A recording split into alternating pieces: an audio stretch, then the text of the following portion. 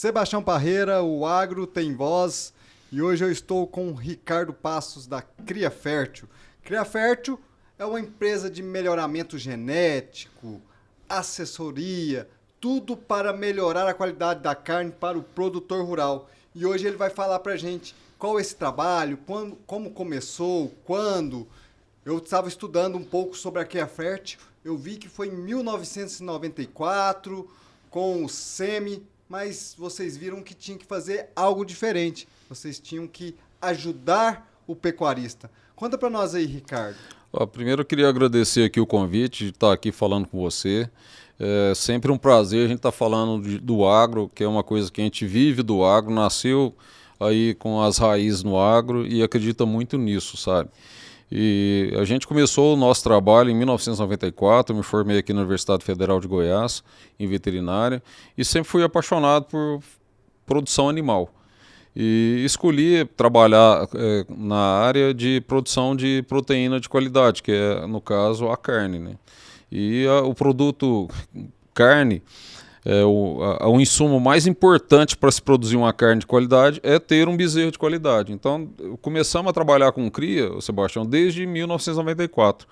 E foi um desafio muito grande, porque na época ainda se falava assim que a principal atividade da pecuária era a engorda, né?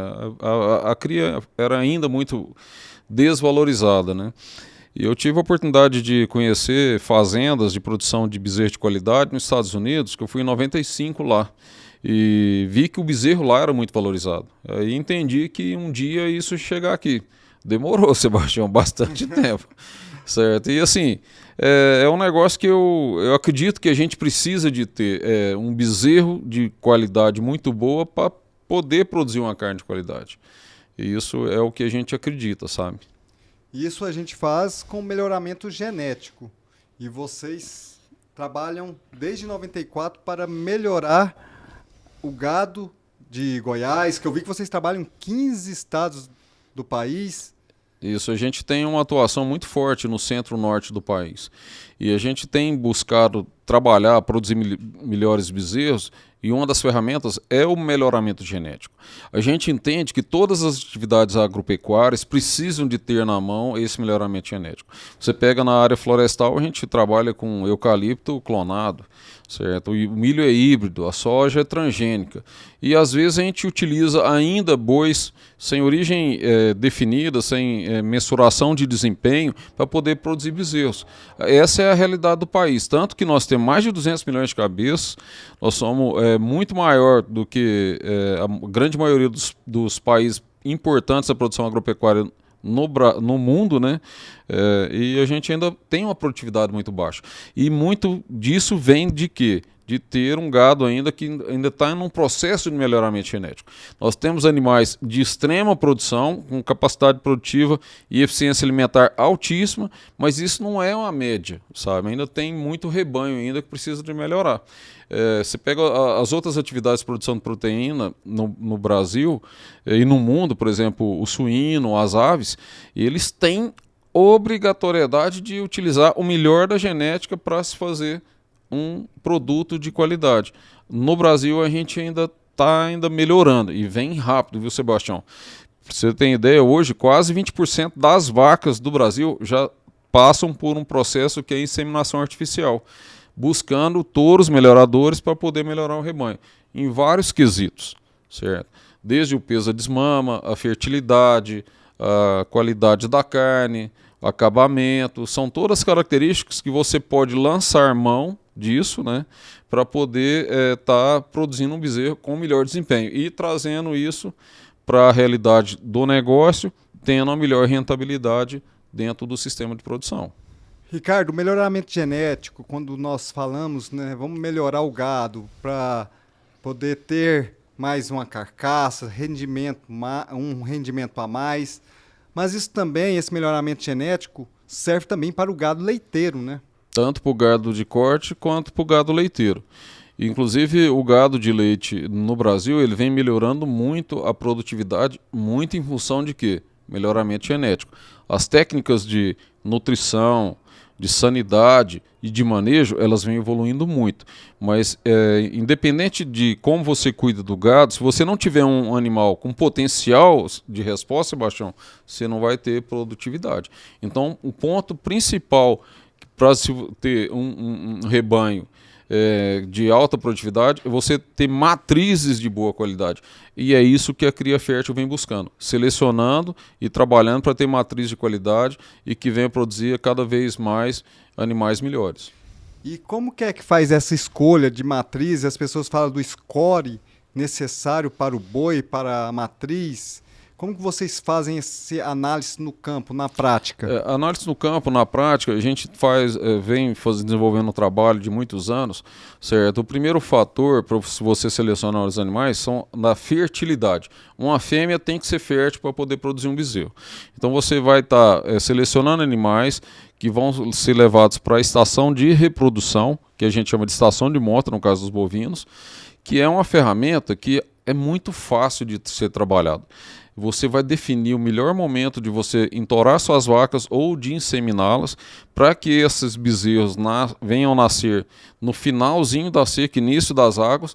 Você vai ter um bezerro que vai estar, como se diz, tendo uma condição da matriz de produzir mais leite nessa época e vai desmamar essa vaca no finalzinho das águas, para que o bezerro você entre com a suplementação adequada, ele continue desenvolvendo, essa vaca consiga recuperar a condição corporal, né? A gente dá a nota de 1 a 5, sendo que 1 é a vaca muito magra, 5 é a vaca muito gorda, 2 seria uma vaca lisa, 3 é uma vaca já numa condição boa e 4 é uma vaca já com reserva de gordura. O ideal é que essa vaca esteja emprenhando de 3 a 4 de condição corporal. Por quê, Sebastião? A formação das fibras musculares, elas começam já dentro do útero. Se uma vaca de corte, ela emprenha magra, a formação das fibras musculares é deficitária. Então você já vai produzir um bezerro de baixo potencial. Então você já começa trabalhando a questão da reprodução, trabalhando a melhor época de emprenhar e selecionando características morfológicas desses animais, que a gente faz uma avaliação visual desses animais, buscando características que estão correlacionadas com a melhor produtividade. E se ela estiver gorda demais? Assim, 5, nota 5. Essa vaca gorda demais é uma vaca que a gente quase não consegue achar ela. Normalmente as vacas que são gordas demais, elas são vacas que não são vacas de boa produtividade. São vacas que vão estar produzindo menos leite, que estão parindo um bezerro com intervalo de 24 meses, ou seja, ela só emprenha depois que desmama. Normalmente, essas vacas muito gordas são assim, sabe? São vacas que produzem pouco, por isso que elas reservam muita capacidade de gordura. O normal, certo, é as vacas que parem todo ano, está entre 3 a 4, Sebastião, de condição corporal, que é uma condição ideal do ponto de vista reprodutivo e do ponto de vista também econômico. Se você superalimentar, dar comida demais aos animais, pode ser que ele não retorne o resultado para o seu negócio. Sim, eu estou falando no caso de exagero, Sebastião, deixar bem pontuado aqui, que senão o pessoal fala, então não pode dar comida para as vacas. Não, é claro que sim, tem que dar pasto bom, nutrição adequada, certo? Fazer os controles vermífugos estratégicos nas épocas adequadas, para que você tenha uma vaca bem nutrida, uma vaca bem estruturada do ponto de vista corporal, que vai parir um bezerro todo ano, ou ela vai deixar a estação de monta vazia e você vai levar ela para o descarte, certo? Aí você leva ela para o abate, que é a melhor forma para não ter prejuízo aí não ter prejuízo no seu fechamento de conta. Mas vocês devem encontrar muito na prática, Ricardo, a vaca magra, né? A vaca magra. Que tem que fazer uma dieta para ela chegar ao peso ideal. Vocês encontram muito, né? Isso, infelizmente, é uma realidade. Um dos piores maus que a gente tem no país, na pecuária, Sebastião, é o mal da vaca magra. Por quê? Porque a vaca magra, ela só emprenha depois que ela desmama e ela vem a recuperar um peso, certo? Para poder emprenhar. Então, essa vaca magra é uma vaca de baixa produtividade. Por quê? Porque ela pariu Aí de 7, 8 meses ela vai estar desmamando. Demora mais uns 3 meses para ela poder recuperar, dá 10. Mais uns 60 dias para emprenhar, dá 12. Ou seja, mais o período de gestação, ela vai estar produzindo um bezerro de 20 a 22 a 24 meses de intervalo. Então, é como se fosse um funcionário que trabalha na segunda e falta na terça. Aí ele trabalha bem na quarta, falta na quinta. Aí na sexta ele está lá firme, no sábado já está para a cidade. Então, assim, eu tô comparando isso com um funcionário porque, na verdade, a gente tem que entender que dentro do processo produtivo, a vaca está ali, certo? Ela tem custo e o custo é alto. Então, ela tem que produzir, certo? Não é comparando pessoas com animais, não tem nada a ver com isso, mas, assim, dando um exemplo. Dando um exemplo para ficar fácil de entender, ficar fácil né? de entender, certo? Então, quando você tem essa situação na sua equipe, você não vai tirar essa pessoa da sua equipe. No seu plantel você tem que fazer a mesma coisa. Se uma vaca não está parindo um bezerro bom todo ano, você tem que levar ela para fora do rebanho. Hoje fala muito do ciclo e trabalhar no anticiclo. O ciclo pecuário, vamos lá. E agora é uma realidade. E Sebastião, ó, que realidade dura hoje este momento, né? Por quê? Porque o ciclo é um crescimento de rebanho que dura de 5 a 7 anos, e um ciclo, quando começa agora na baixa, é por quê? Por que está acontecendo esse ciclo de baixa agora? Porque o bezerro estava tão bom, tão valorizado, que as pessoas começaram a segurar a vaca, começaram a segurar novilhas e colocavam tudo em reprodução.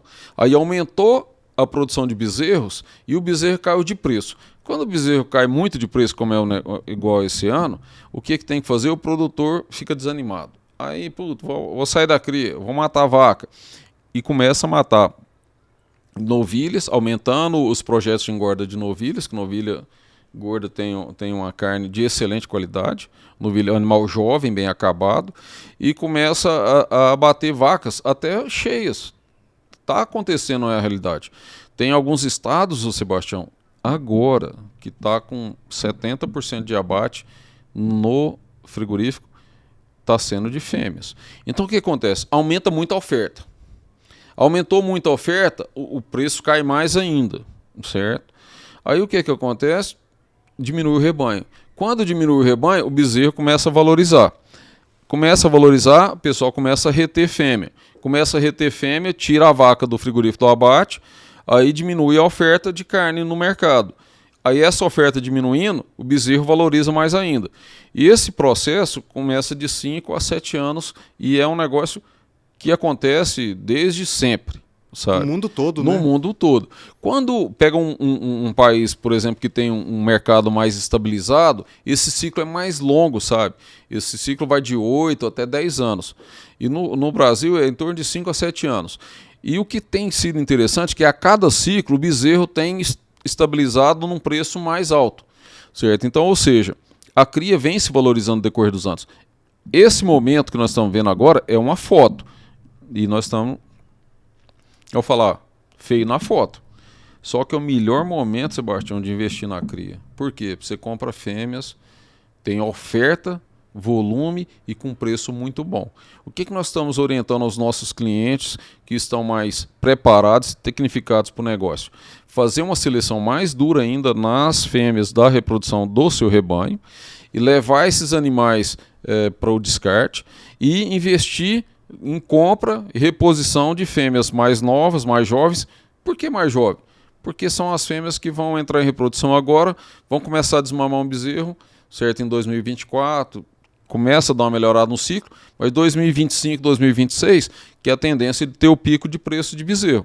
Aí você vai ter uma produção mais alta. Então, isso é trabalhar a favor do ciclo, certo? É aumentar o rebanho quando está no início da baixa para poder ter mais oferta quando está na alta. E quando tiver lá na alta, que está todo mundo doido para comprar vaca, para comprar fêmea, aí você diminui seu rebanho. E aí você está vendendo bezerro. Aí você está vendendo bezerro. Então esse que é o negócio bacana, é a oportunidade que você tem dentro do mercado. Então assim, em toda crise, a gente tem também as oportunidades. E a oportunidade da cria está exatamente nisso aí. Certo? A gente poder crescer rebanho. Agora, é claro, Sebastião, ninguém gosta de vender mais barato. Verdade. Certo? Então, todo mundo está no mesmo mercado. O que você tem que fazer? planejamento, está estruturado para aproveitar o momento. Condição boa de pasto, investir no sistema na hora certa e agora segurar os investimentos de estruturação física, certo? Agora é hora de investir na sanidade, na nutrição e na seleção do seu rebanho. Aí você consegue seguir crescendo em número de cabeças e seguir crescendo em produtividade. E eu tenho certeza que uma das coisas que é claro para mim é que o bezerro bom, esse é o negócio, o bezerro bom sempre vai valer mais, muito mais do que o da média. Por isso que a cria fértil é focado nisso. E dentro disso nós temos, além da parte de genética, tem a parte de serviço, a parte de consultoria, treinamento, capacitação, na área de manejo, sabe? Na área de sanidade, na área de maternidade. São todo o processo produtivo que a gente tem, que é um projeto, inclusive, muito bacana, que a gente pode estar trazendo aqui para vocês em outra ocasião, que chama Projeto Cria 10 Passos, que é os 10 passos para a cria do sucesso. Esse negócio tem sido espetacular, tem levado as fazendas a aumentar cada vez mais a rentabilidade do negócio e pode ter certeza, quem está fazendo bem feito vai continuar na atividade por muitos e muitos anos. O pecuarista ele tem que abrir a cabeça para poder ver o mercado e analisar o mercado para fazer negócio agora. Não é só igual meu bisavô fazia, pegar, comprar o gado, engordar o gado e vender o gado. Hoje você tem que fazer um estudo para ver qual que é a melhor forma. Então você sai do mercado. Exatamente.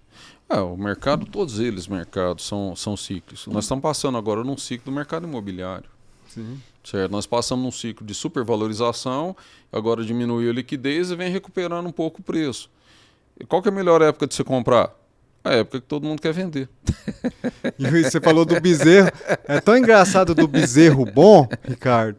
É um trem fenomenal. Porque hoje o povo fala assim, chega lá para comprar o gado, o bezerro tá valendo 1.000, 1.100. O bezerro bom é 2.000, é 1.900.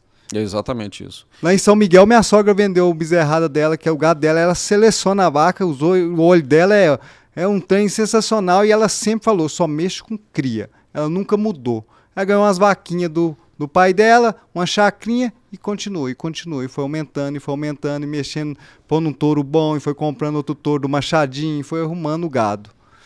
O bezerro dela, esses dias todo mundo vendendo bezerro ruim, ela vendeu a 1.950, me ligou reclamando que vendeu barato. Eu falei, minha sogra, então não tem tão difícil. Rapaz, essa sogra sua, ela entende de gado meio de cria, porque ela fez exatamente o que tem que fazer na atividade. Sabe o que é? Você ter a persistência, a resiliência. Porque se mudar no anticíclico, que é o que a gente está falando, no momento errado, é uma tragédia. Por exemplo, tinha alguns invernistas, recriadores, engordadores, que estavam achando o bezerro muito caro. Aí o que fez? Vou trabalhar com cria. Comprou vaca cara. Sebastião, os números não são animadores, não. Porque você pegar aí no pico do preço da matriz, você pagava aí até R$5.000 numa vaca prem, certo? Hoje, essa mesma vaca, ela está 30%, 40% mais barato. Agora você imagina só, um cara que comprou por 5, vai vender por 3, vai amargar esse prejuízo e agora tem que voltar para recria, para engorda, a vaca não tem liquidez, certo? Vaca magra, tem que esperar engordar, a hora que ele voltar o bezerro já começou a subir. Então ele tinha 10, certo? Aí ele vai para 6 e agora ele vai voltar para 4. Ou seja, essa questão de ficar mudando de atividade toda hora, ela acaba levando alguns pecuaristas a saírem da atividade. Essa é a verdade. Sabe? É em todo o ramo, né? Ficar pulando de galho em galho não dá certo. Eu conheço um cara que mexe só com gado de corte e engorda e ele falou, o momento é ruim, mas também já peguei momentos bons. Eu não vou sair, eu vou mexer com o que eu sei. Esse é o meu momento. Eu não tenho cria, eu não tenho vaca, eu não sei mexer com isso, então eu vou mexer com essa engorda. Isso que você falou é um negócio espetacular, Sebastião. Vou mexer com o que eu sei. Se o cara é bom para engordar, ele tem que ser bom para comprar, tem que ter estratégia de planejamento para ter um bom desempenho e ele tem que saber vender. Tem gente que não tem paciência para comprar. Como é que ele vai ser invernista? Não tem jeito. Tem jeito. Sabe? Então, assim, fazer o que sabe, eu acho que é o maior sucesso da pecuária. Esse negócio, qual que é a atividade que é boa? Eu pergunto, Sebastião, o que você é bom? Você é bom na cria, você é bom na recria, você é bom na engorda, você é bom nos três. Primeiro ponto. Depois você vai ver, certo, o tamanho da propriedade, o que é viável dentro da propriedade, para você estabelecer um projeto de longo prazo.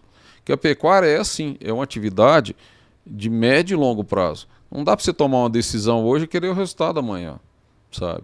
Assim, isso que eu vejo que é a grande oportunidade da pecuária está exatamente aí. E vem mudando a velocidade muito grande. Você pega, por exemplo, a agricultura pegou a pecuária, certo? No momento que a agricultura usa muita tecnologia de ponta, investimento pesado em solo, em genética, em controle de pragas, doenças, enquanto que o pecuarista ainda muito tradicional, sem muito investimento. Você vê o quanto de área que a gente acaba que transferiu da pecuária para a agricultura, certo? Em função de quê? Não está sendo eficiente. A pecuária ela tem que enxergar que ela tem que produzir capim de boa qualidade, que é uma agricultura, né? É uma agricultura. E o que você falou é um negócio espetacular. Por quê? Porque se você pegar, por exemplo, uma safra de soja, até pouco tempo atrás estava R$ 150. Aí você vai lá, o cara produz 60 sacos, ele está faturando por hectare R$ 9.000. Agora, você põe uma cabeça por hectare, certo? E um animal que ganha 5 arrobas por hectare ano, ele está faturando por hectare R$ 1.500. Como que vai ser competitivo, Sebastião? Não tem jeito. Não tem jeito, é impossível. Impossível. Agora, o que eu vejo na questão da pecuária? Você tem como escalar muito a produtividade, certo? Que a grande média das fazendas estão produzindo aí 6, 7, 8. As 8 são as boas, né? São as... arrobas por hectare ano. Só que a gente tem potencial para ir para 15, para 20. Certo. Então, agora, você pode dobrar, triplicar, quadruplicar, quintuplicar a sua produtividade por hectare. A agricultura ela tem a possibilidade de se aumentar, mas se você está com 50, 60, dá para você ir para uns 70, 80, mas não dá para você ir para 200 sacos de soja por hectare. Não dá. 4 vezes. Então, esse que é o grande negócio que eu vejo, que é o diferencial da pecuária. E outro fator é que quando você trabalha com agricultura, certo, você tem um volume de dinheiro muito grande investido em máquinas. E esse dinheiro gera uma depreciação forte. Então, você pega uma máquina de 2, 3, 4 milhões, 5 anos de uso, vai valer muito pouco. Certo? Então, o que acontece? A agricultura tem um investimento grande mobilizado em máquinas e a pecuária não. Boa parte do dinheiro da pecuária, Sebastião, está em gado. Que agora nós estamos passando por uma crise de liquidez, que é uma coisa que nunca tivemos. Certo. Não falo nunca, porque nunca é muito tempo, né? Mas talvez eu não me lembro. Porque o povo falava assim, você tem gado, você tem dinheiro. Exatamente. Eu tô vendo gente falando assim, eu tenho gado, mas eu não vendo. Porque não tem quem compra. Não tem quem compra. Na verdade, não compra pelo preço que ele quer vender. Também tem isso, né? Mas se você for falar assim, vou liquidar, tá com as escalas mais longas e tudo, mas você consegue vender. Mas é bom negócio? Claro que não. Certo? Mas você consegue ainda uma liquidez. Certo? Agora, quando você pega o seu parque de máquinas, já é diferente. Sabe? Então, assim, e eu não estou aqui para poder falar para você que uma atividade é melhor que a outra. Eu acredito que todas as atividades agrícolas são boas e são importantes e que precisa de pessoas cada vez mais preparadas na gestão e no planejamento do negócio para poder tocar o negócio. Esse é que é o ponto, certo? E que quando você consegue integrar as atividades, que é a integração lavoura-pecuária, que é a terceira safra pecuária? A terceira safra, certo? Ou no caso do Vale Araguaia, que chove um pouco menos, primeira safra cheia de soja e segunda safra de capim, esse aí é o negócio. Isso aí é um negócio espetacular. Lá faz a segunda safra capim? A segunda safra capim. E tem algumas regiões do Mato Grosso que o regime de chuva é mais longo, você planta uma safra de soja, planta a safra de milho já junto com o capim e já colhe o milho, já tem a terceira safra com o capim. Você pega Rondônia, norte do Mato Grosso, Pará, você consegue fazer isso. Consegue produzir 3 safras. Você sabe qual lugar do mundo que consegue fazer isso, Sebastião? Nenhum, né? Só aqui no Brasil. É sensacional, né? O Brasil é um lugar espetacular. Não existe lugar no mundo para se fazer agro mais do que aqui. O difícil você já sabe, né? Que muitas das pessoas ainda não entenderam a importância do agro e gastam tempo e dinheiro criticando o agro. Certo? O agro que trabalha de sol a sol para fazer o trabalho dele. Nós falamos hoje nós conversando do agro, o agro que aumentou o produto interno bruto agora e justamente a agropecuária que está sangrando. Exatamente. E assim, você pode ter certeza, quando a gente pega uma atividade econômica, qualquer ela que seja, que representa o que representa o agro no país, acaba impactando todo mundo. Sim. Certo? Tem gente que não vive do agro, certo? Mas o cara que está construindo aqui uma casa, um pedreiro, um carpinteiro, um eletricista, que está aqui na cidade grande, Goiânia, construindo um apartamento aqui, que vai vender esse apartamento para alguém que é do agro, se de repente o cara não tem lucro, não tem resultado, vai parar a construção civil. E já está desacelerando, você sabe disso. Está desacelerando demais. Tá Poder de compra, né? Poder de compra. Quem está lá, vamos falar assim, nas fábricas lá de veículos, lá nas grandes cidades, nos grandes centros também, são sendo impactados também por isso. O professor Marins é um cara espetacular, ele mostra os números do estudo, da importância que tem no agro, que não é só esse PIB que gera positivo, é quanto movimenta a economia o indireto, certo? As fábricas, grandes fábricas estão onde? Nos grandes centros. Verdade. E as pessoas que moram ali, trabalham ali, não estão ali cultivando a terra, mas indiretamente depende do agro para poder sobreviver. Eu vejo pessoas, às vezes, criticando o agro, e aí eu olho assim no Instagram, tem uma loja de roupa ou tem uma loja de biquíni. Aí eu fico pensando, será que ela não sabe que teve uma plantação de algodão, não? Mas é exatamente isso. O agro é top, o agro é essencial. E assim, eu acredito que todas as atividades são importantes. Nós temos que respeitar todas as atividades. O serviço, a indústria, certo? Mas nós não podemos, Sebastião, não podemos aceitar, certo, críticas sem fundamento, sem sentido, que trazem para a gente. Nós vivemos disso, acreditamos nisso e estamos vendo aí na nossa frente. Não podemos aceitar mais isso. Eu não aceito. Se alguém sentar na minha mesa, certo, para poder falar mal do agro, fala assim, não tem problema não, certo? Faz uma greve de fome. Por quê? Não, você diz que está contra o agro é que produz alimento, faz uma greve de fome. Vamos ver quantos dias você aguenta viver sem o agro na sua vida. Eu não aceito essas inverdades contra o agro, porque são pessoas que são pagas para falar mal do agro, mal do que o Brasil sabe fazer de melhor e o que segura a economia. Então, você falou dos Estados Unidos. Por que os artistas dos Estados Unidos não falam do agro dos Estados Unidos? Vem falar do agro do Brasil. Porque lá eles vão levar porrada. E não é só isso, sabe, Sebastião? Lá eles vão levar porrada. E outra coisa, a opinião pública lá sabe a importância do setor primário e respeitam eles. E isso que nós temos que mudar, a nossa cultura aqui no nosso país. Não podemos aceitar as coisas que vêm acontecendo, a doutrina que está sendo colocada para os nossos filhos, nossas crianças. Eu fui ajudar minha filha a fazer uma tarefa escolar um tempo atrás. As perguntas, ela falou, pai, tem umas perguntas aqui do agro, você me ajuda? Sebastião, eu fiquei com vergonha de como que estão ensinando os nossos filhos. Do que eles estão trazendo isso para a educação, certo? Parecendo que a gente não preserva. E, na verdade, a Embrapa está aí, certo? A Embrapa territorial, ela mostrou, a NASA mostrou, nós somos o país que mais preserva no mundo, Sebastião. O Rio, e é o produtor rural que paga essa conta, né? Exatamente. Porque tem a legislação que ele preserva 20% da terra dele. Tem lugares muito mais, né? Exatamente, 20% nas regiões centro-sul. Além da área de preservação permanente, que são das áreas de margem de córrego e rio. Então você pode ter no mínimo 20%, mas você pode ter mais de 20% preservado. Quando você chega no bioma amazônico, que na área de cerrado, por exemplo, o Tocantins tem área de cerrado.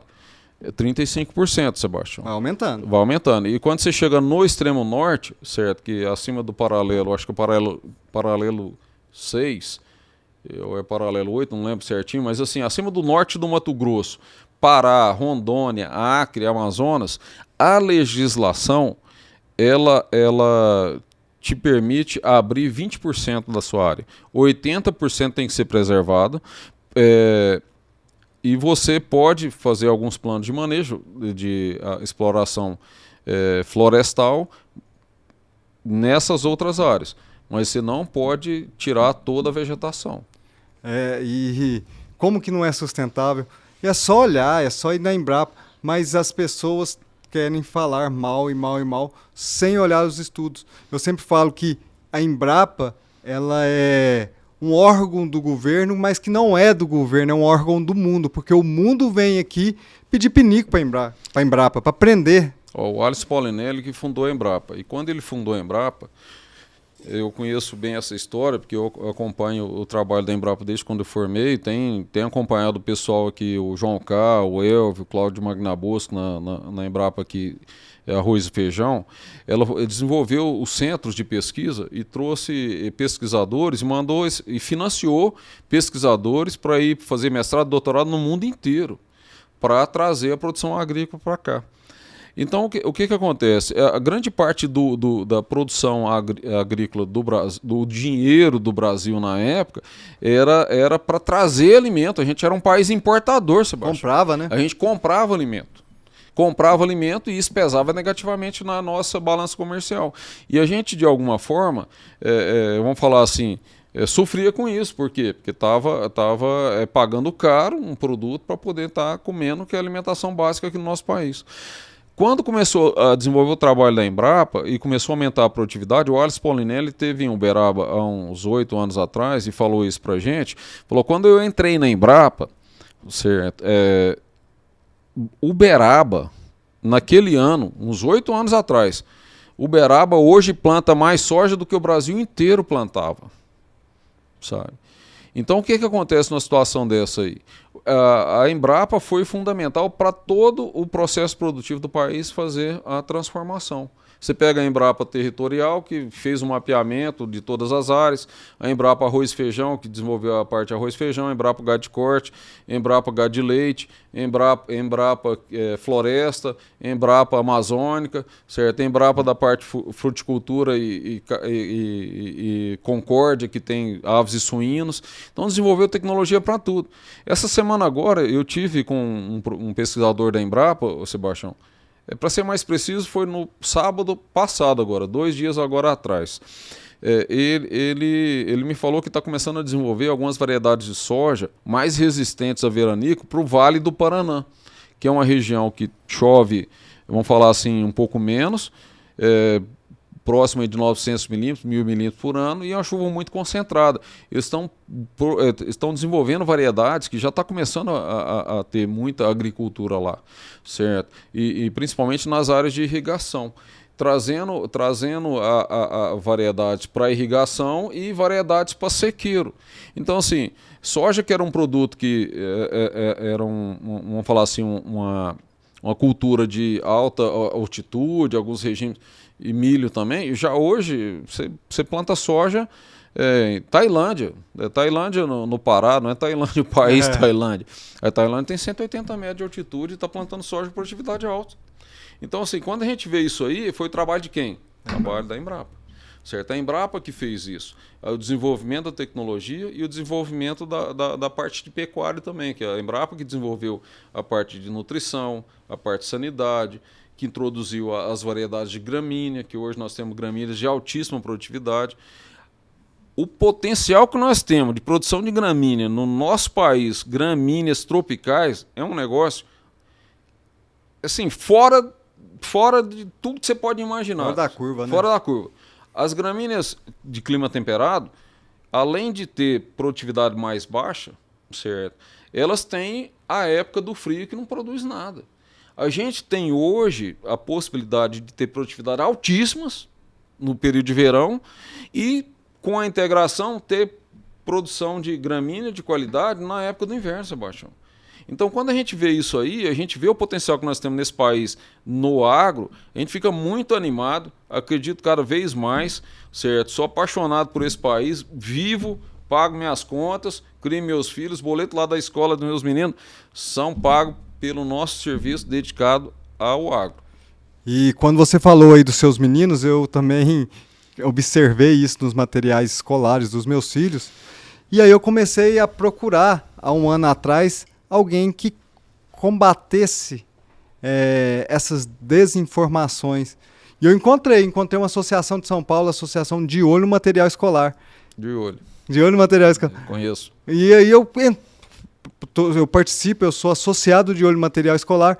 E quando eu vejo o trabalho daquele pessoal, da presidente Letícia e toda a equipe, o que eles fazem, eles estão mudando o material escolar com verdade. Eles pegam o trabalho da Embrapa e colocam no livro de uma forma de fácil acesso e de entendimento para a criança.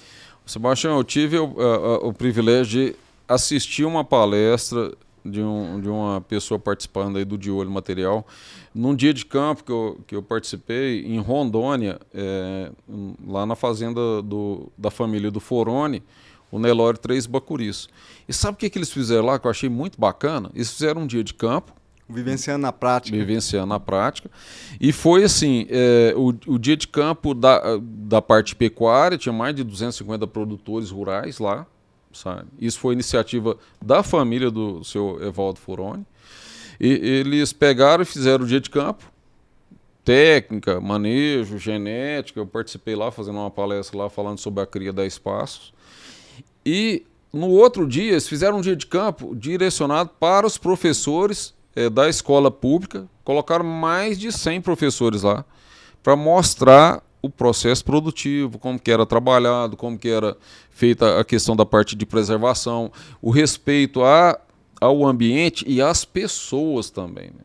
Que a gente fala muito de ambiente, mas a gente tem que falar também das pessoas, das famílias que trabalham lá. E foi um depoimento interessante que teve uma das professoras que era filho de um colaborador que nasceu na fazenda. Nasceu, cresceu na fazenda e se formou e é uma professora. Então, assim, e eles acharam espetacular. Por quê? Porque muita das informações que eles estão levando para frente e estão divulgando, algumas pessoas não conhecem isso, não têm a vivência. E aí, quando dá esse start na cabeça da gente, mostra o quê? Que a gente precisa de fazer a nossa parte. Por exemplo, material de olho. Parabéns por você ser associado e estar ajudando a divulgar. E eu estou também no processo agora, até de me associar no de olho, certo? Exatamente para quê? Para a gente poder trazer esse trabalho, certo? E essa divulgação para a nossa sociedade. Eu já vou passar o contato para você, que eu sou apaixonado no de olho. Teve até a oportunidade de fazer o imposto de renda e dedicar lá para o de olho, quem era associado. E é algo fenomenal. Então eu sempre falo para os empresários do agronegócio, os produtores rurais, quer mudança, tem que mudar a educação de base. E o de olho está fazendo isso. Então é importante que quem está nos assistindo, quem vai nos escutar, entre lá, @de olho material escolar, vê o que eles fazem. Eu não gosto. Não. Vê o que eles fazem. Acho que você viu vivenciando na prática. Cara, é muito bacana. Pô, você vê o depoimento das pessoas lá, o que eles estavam fazendo, como é que eles estavam trabalhando e o resultado que eles estão tendo. Sabe, a gente vê que educação é realmente a base de tudo que se tem hoje de importância na vida. De tudo. Educação na área produtiva, educação na área espiritual, educação, vamos falar assim, de princípios de vida. E assim, a gente precisa de cada vez mais estar ligado nisso. Por quê? Nós estamos num momento que muita gente, até desacreditando dos princípios, acreditando em muita coisa, o que está acontecendo no nosso país. Mas enfim, Sebastião, eu prefiro continuar acreditando que a maioria das pessoas são pessoas de bem, são pessoas trabalhadoras e que realmente vale a pena a gente continuar nesse trabalho, nesse propósito e seguindo essa linha dessa vida, sabe? Prefiro continuar acreditando nisso. Eu falo que nós que trabalhamos com agro, todo mundo que trabalha em volta do agro, que vive o agro, às vezes ele fica muito ligado às vezes não, ele sempre fica ligado a Deus, porque ele está ligado ao tempo, ele está ligado ao momento certo de plantar, de comprar o boi, de engordar, de prenhar a vaca, ao momento de nascer o nascimento. E aí você vai vendo aquele momento mágico, aquele pôr do sol, você fala, é Deus. É Deus que está nos abraçando. É impossível não acreditar em Deus vivendo esse dia a dia, Sebastião. Você vê o boi, você vê lá, você vai lá, chega lá, você vai lá, a cria fértil veio aqui, vai fazer a inseminação, escolhe as vacas, de repente tá nascendo aquele tanto de bezerro, Ricardo. Puta. E aí só aqueles bezerros bonitos, aqueles trem bem feito. É muito bacana isso. É isso que eu acredito, sabe? A gente tem que se dedicar, acreditar, trabalhar, cada um na sua profissão, produzir algo que realmente seja importante, não só para ele, mas para muitas pessoas. Para a sociedade, né? É por isso que eu escolhi trabalhar com agro. Eu não trabalho só para mim. Eu trabalho para ajudar a alimentar com qualidade muitas pessoas, muita gente. E isso é importante, que fazer um alimento com qualidade, quando você fala dos Estados Unidos, no confinamento dos Estados Unidos, eles já fazem uma escolha de gado há muito tempo, né, Ricardo? Eles fazem um trabalho de seleção, eles começaram os trabalhos de seleção na parte de genética na década de 70. Sabe? O trabalho nosso é mais recente, né? Mais recente. E a gente está colhendo uns resultados espetaculares, porque uma das raças mais eficientes em conversão de matéria seca em carne que existe no mundo, Sebastião, é a raça que a gente cria aqui, que é a raça Nelore. Ela é uma raça espetacular quando você faz um trabalho de seleção e produzindo animais de qualidade. Quando você quer fazer cruzamentos com outras raças europeias, é uma raça que se adapta muito bem, que ela é uma mãe espetacular também, certo? Então, quando a gente vê isso, o potencial que a gente tem, as ferramentas que nós temos, sabe? E o país que nós temos que lutar cada vez mais para a gente ter a liberdade de estar trabalhando e fazendo o que a gente acredita. Sensacional. Ricardo, você está falando aí, né, do trabalho do 10 pastos. 10 passos. Nós vamos falar isso aqui no podcast hoje não, porque nós vamos deixar isso para um podcast maior, para você poder conversar com todos explicando passo a passo. Mas me fala, o que vocês mais têm dificuldade na cria fértil? Como que é o produtor rural de entender, ou o manejo de ensinar na fazenda? Porque não adianta nada você chegar lá com a sua técnica, com o seu trabalho de genética, com especialidade, e na hora que vai pôr em prática, os funcionários não concordam. Até mesmo o produtor rural faz sem acreditar. Qual que é a maior dificuldade da cria fértil hoje? Primeiro, Sebastião, a gente tem produtores e clientes que são excepcionais, estão fazendo um trabalho fantástico. E são ilhas de excelência, sabe? Então a gente tem que reconhecer o trabalho e a evolução que eles tiveram. E a dificuldade que a gente tem maior hoje é nossas mesmo. Capacidade nossa de aprender, de crescer, de melhorar a cada dia, de entender que os momentos difíceis são momentos que a gente, de aprendizado e seguir isso em frente.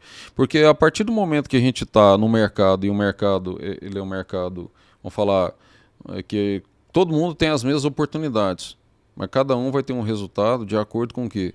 Com o seu trabalho. E é um mercado livre, cara, não tem limite para ninguém que trabalha no agro, sabe? O limite é cada um de nós mesmos. As outras dificuldades, a gente supera. Mudar a cultura, vamos trabalhar, treinar, capacitar, certo?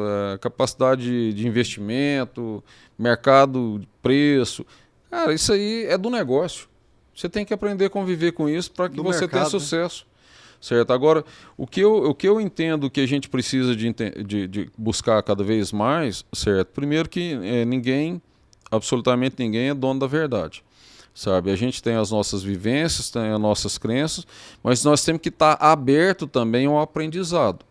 Porque muitas vezes eu vou na sua fazenda, tem uma coisa bacana lá que sua sogra lá em São Miguel do Araguaia está fazendo e eu não estou fazendo. Pô, vamos aprender com ela.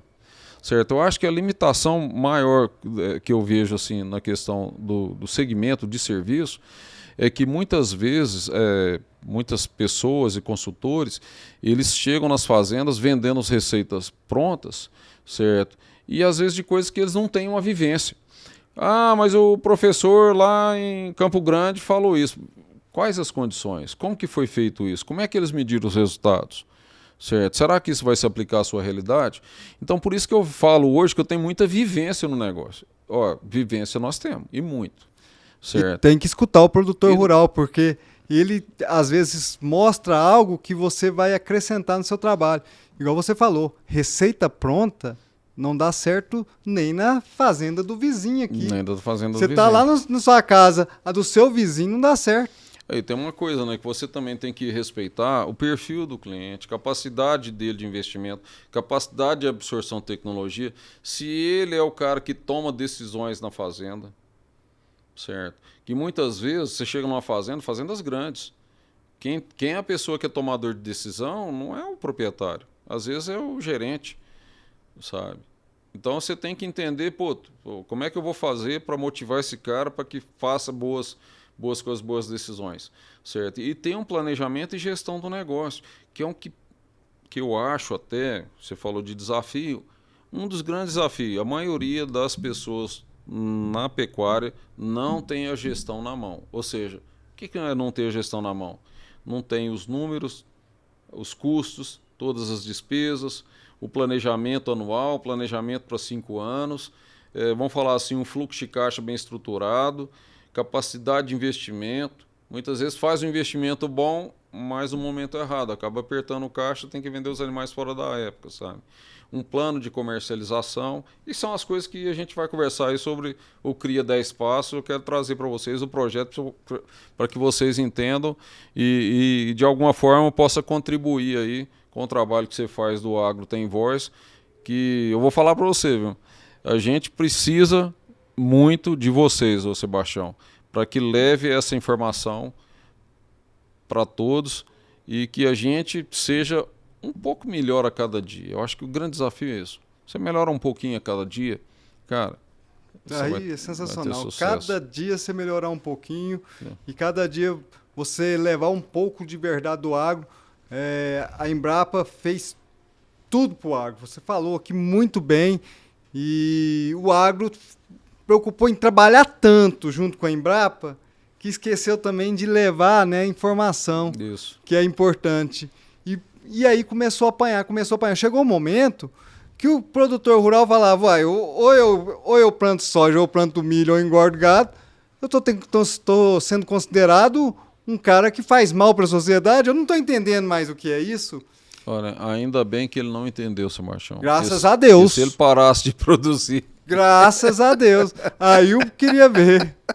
Aí a gente ia ver o que, como se diz, que o leite ele não nasce na caixinha lá no supermercado, sabe? Então, assim, é claro que nós somos remunerados pelo nosso trabalho, procuramos fazer a nossa parte bem feita e faz parte da vida, cada um tem o seu produto, certo? Tem pessoas que, como se diz, são advogados, dentistas, médicos, cada um tem o seu trabalho, a sua profissão e tem o seu produto de venda, né? Muitas vezes a gente, eu quero assim, deixar claro aqui que o agro é importante, o agro é essencial, sabe?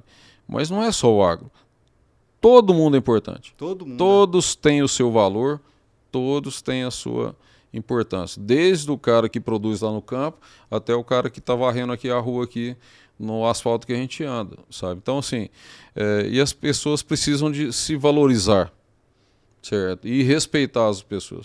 Eu estou falando aqui mais de defender a posição que nós não merecemos as críticas que nos são imputadas, certo? E isso, vamos falar assim, independente de política, independente de qualquer coisa, eu acho que todas as pessoas merecem o respeito e o agro precisa ser respeitado e ser valorizado. Eu falo que crítica positiva todos nós queremos. É claro. Na sua fazenda tem que fazer isso, você vai produzir mais. Sua fazenda, todo mundo quer. Agora, mentiras nós não vamos aceitar. Não podemos, Sebastião. Sebastião, hoje o Brasil ele não é importante para o mundo. Ele é imprescindível. O Brasil produz comida para mais de 1 bi de pessoas. Ou seja, se a gente deixar de produzir aqui nesse país, nós vamos ter a nossa população comprometida, segurança alimentar, e mais 800 milhões de pessoas que estão lá no mundo, lá fora. Então, o Brasil não é importante. O Brasil é imprescindível para o mundo. E eu falo que é o maior player do agro que tem no mundo. De todos os países, é o Brasil, porque o Brasil consegue fazer 3 safras, o Brasil consegue produzir com qualidade e preservando o meio ambiente. O Brasil faz algo sensacional, conforme você falou, com o trabalho da Embrapa. E faz. É só querer enxergar. E o Brasil é um país continental. Ele tem o clima temperado para produzir as frutas, as peras, as maçãs, as uvas. Falar em uva, tem a Embrapa tá produzindo uva aqui em Itaberaí, na sua Itaberaí, ué, Itaberaí. E a uva lá é boa, viu? A uva é boa, tá vendo? Pra você ver o que é o trabalho da pesquisa, né? Então a gente tem ambiente para produção de clima temperado, trigo e tudo, que está crescendo também para os cerrados, e tem as regiões tropicais, certo? Então a gente tem potencial para produzir, vamos falar que assim, ilimitado. Temos água, temos sol, certo? E temos gente disposta a trabalhar e gente boa. Isso aí, Ricardo. Ricardo, muito obrigado. Eu agradeço muito, mas eu espero você para o próximo bate-papo para falar dos 10 passos, porque isso é essencial. O produtor rural, o pecuarista tem que ficar ligado no seu pasto, tem que arrumar seu pasto, tem que cuidar da sua casa. A sua casa é essencial, porque ele vai engordar mais o boi, ele vai cuidar mais da cria, da recria. O que ele fizer na pecuária, ele vai conseguir ter mais lucro. Bom demais, muito obrigado, agradeço mais uma vez aí.